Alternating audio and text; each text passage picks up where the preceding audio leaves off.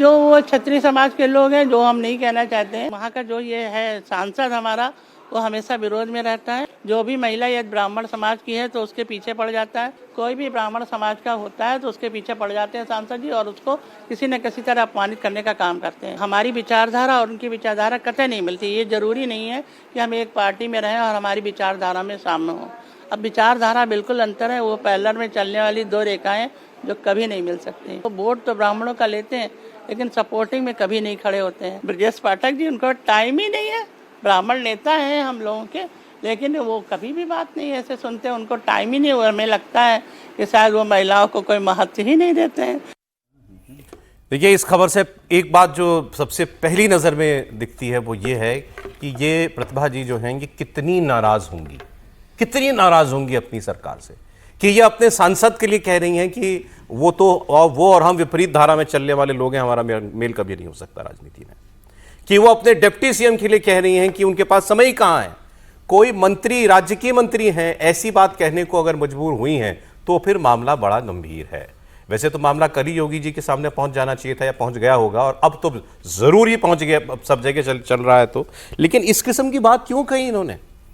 अच्छा, इन्होंने आगे जो बात अभी इसमें खुलकर नहीं कही, वो अखबारों में कुछ इंटरव्यू में देकर के कह दिए। इन्होंने कहा कि हमारे सांसद जो हैं वो राजपूत हैं, जो एसपी था वो राजपूत था, जो थानेदार था वो राजपूत था, इसलिए उनके ऊपर कोई कार्रवाई नहीं हो रही थी। और वो ब्राह्मण है, ये खुद ब्राह्मण है, तो इसीलिए इन्होंने ब्राह्मण उप मुख्यमंत्री को फोन लगाया था। कल आपने देखा था ना वो वीडियो? हाँ, इन्होंने फोन लगाया था ब्रजेश पाठक को। इनके पति पूर्व सांसद हैं उन्होंने, और उन्होंने कहा था कि हमारे ऊपर अत्याचार हो रहा है, हम फांसी लगा लें क्या? आपको हमने इसीलिए वोट दिया, आप ब्राह्मण नेता हैं, यहाँ ब्राह्मणों की सुनवाई नहीं हो रही है। अब उत्तर प्रदेश की राजनीति को जरा सा भी समझने वाला आदमी ये जानता है कि ये तो वहाँ की राजनीति में एक ऐसी फॉल्ट लाइन है, ठाकुर राजपूत वर्सेस अदर्स या वर्सेस ब्राह्मण, जो कि सब पिछले कुछ वर्षों से तो लगातार चली आ रही है। लेकिन अब वो इस तरीके से सड़क पर निकल के आ जाएगा झगड़ा, ये तो फिर कुछ बड़ा ही हो रहा है। बोलिए त्रिपाठी जी, हर्षवर्धन ब्राह्मण त्रिपाठी जी। देखिए, कुल मिलाकर ये है कि ये भारतीय जनता पार्टी के लिए, योगी आदित्यनाथ जी की सरकार के लिए और उनकी अपनी निजी छवि के लिए बहुत खतरनाक है। प्रतिभा शुक्ला अगर धरने पर बैठ रही हैं तो वो कौन हैं? वो योगी कैबिनेट की मंत्री हैं। इसको समझिए, मूल बात यहां से शुरू होती है। अगर योगी जी की कैबिनेट की मिनिस्टर को इस तरह से धरने पर बैठना पड़ रहा है तो ये थोड़ा सा खतरनाक है, इसको समझिए। और आप कुछ भी कहें, अब लोग कौन किस पार्टी में थे, कौन कहां से आए, कैसे आए, भारतीय जनता पार्टी के भीतर जो एक द्वंद्व चलता है। और मैं बार बार एक बात कहता हूं कि बीजेपी का संकट, और जब विशेष करके जाति की चर्चा छेड़ने लगे तो ये तय मान लीजिए कि आयातित लोगों का उसमें प्रभाव ज्यादा हो जाता है। ये आयातित है? किसी नहीं रही है, पहले दूसरे दलों में रही है, लेकिन सबके बाद ये मुख्यमंत्री के नाते, प्रदेश के मुखिया होने के नाते योगी आदित्यनाथ की जिम्मेदारी थी कि वो इस मामले को सुलझाते, और किसी भी अपने मंत्री को तो कम से कम कहीं भी थाने में धरने पर नहीं बैठना चाहिए। देखिए, यूपी में लोग खुलकर कहते थे, ये नहीं हो सकता है कि आप लगातार ये कहते रहें कि कानून व्यवस्था बहुत अच्छी है, सब एकदम ठीक है, और अगर ये हुआ भी मान लीजिए तो पहली रिपोर्ट तो सीएम ऑफिस ही जाती है ना, फर्स्ट रिपोर्ट तो वहीं जाती है ना थाने से।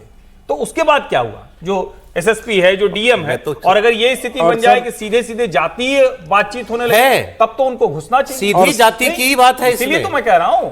और 6 घंटे बैठी रही मंत्री सर। जो बात अब तक विपक्ष यूपी का कहता था कि ठाकुरवाद हावी हो गया है सरकार के ऊपर, वो बात मंत्री कह रही है। मंत्री कह रहे हैं, बिल्कुल नहीं। इसीलिए मैं कह रहा हूं कि ये चिंता की बात योगी आदित्यनाथ के लिए।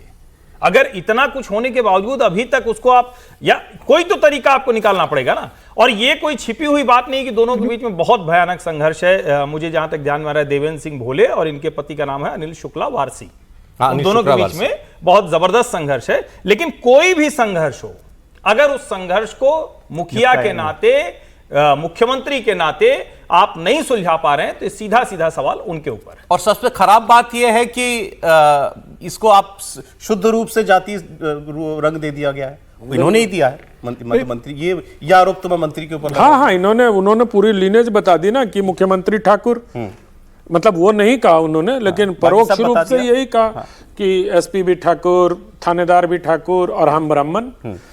लेकिन हर्षवर्धन जी जो कह रहे हैं ना, हर्षवर्धन जी अपेक्षा भी तो आयातित मंत्री से ही किया जा रहा है कि वो ब्राह्मणों के नेता है भारतीय जनता पार्टी के। वो भी आयातित है। ब्रजेश पाठक जी से बड़ा आयातित नेता कोई है नहीं। जितिन प्रसाद, अब जितिन प्रसाद का तो कोई स्टेक नहीं है, वही उत्तर प्रदेश में वो एक अपने इलाके में उनका स्टेक थोड़ा बहुत है, वो तो केंद्र में आ गया। लेकिन ये सचमुच बहुत विकट स्थिति है कि एक राज्य सरकार की मंत्री को थाने में बैठना पड़ रहा है, और वो भी 6 घंटे बैठना पड़ रहा है, और उसके बाद प्रशासन पर जातिवाद का आरोप लग रहा है। ये समय रहते उत्तर प्रदेश सरकार को, उत्तर प्रदेश शासन को, उत्तर प्रदेश मुख्यमंत्री को सुलझा लेना चाहिए, अन्यथा ये स्थिति 27 के पहले आते आते जितनी गाढ़ी होगी उतना भारतीय जनता पार्टी को नुकसान हो सकता है।